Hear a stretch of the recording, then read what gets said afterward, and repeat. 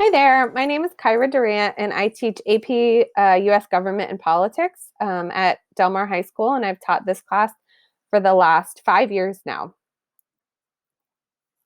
So, just a little bit about AP Government. The goal of the class is to empower students to exercise and recognize the significance of their political voice. So, it's really about learning about content, how the government works, how politics work, so that students feel like they can have a voice and be involved in the process. It is a college level course and it involves college level reading. However, there are scaffolds in place to support students of all levels.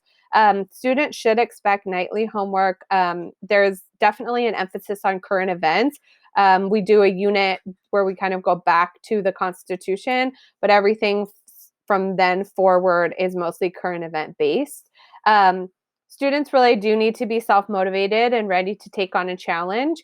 And just a heads up that most of what we do is on the Chromebooks. So students will be working on homework in class and outside of class using their digital tools. A little bit about AP Government in general. It's designed as a semester course, but we teach it over a semester and a half. So it's a little less content to cover in a longer time period, which makes it much more accessible for students. Um, Students get a quote unquote grade bump for the first semester, but we do AP work all the way until the exam in May. Traditionally, it's a 12th grade course. In most places, it's 12th grade. For the first several years that I taught it, it was a 12th grade course. But our exam pass rates have increased since we moved it to 10th grade 2 years ago. So our 10th graders are being wildly successful in AP Government so far. Um, AP US Government and Politics provides a college level, so it is college level, nonpartisan introduction to key political concepts. So we look at things from a variety of perspectives, and students are encouraged to form their own beliefs and views around the facts.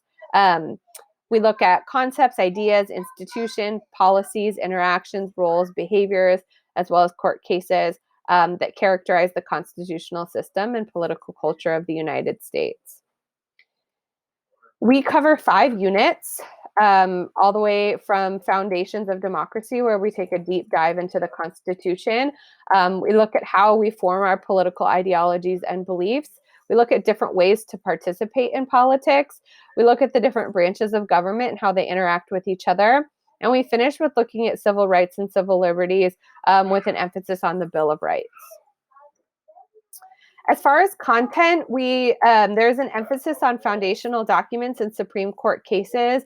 There are 9 foundational documents that students are required to know, and 15 Supreme Court cases, landmark Supreme Court cases that students are also expected to learn and to know, including hits like Roe v. Wade and Gideon versus Wainwright.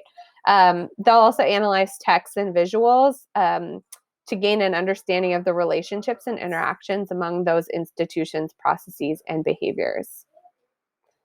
As far as skills, there are specific disciplinary practices that are required by College Board.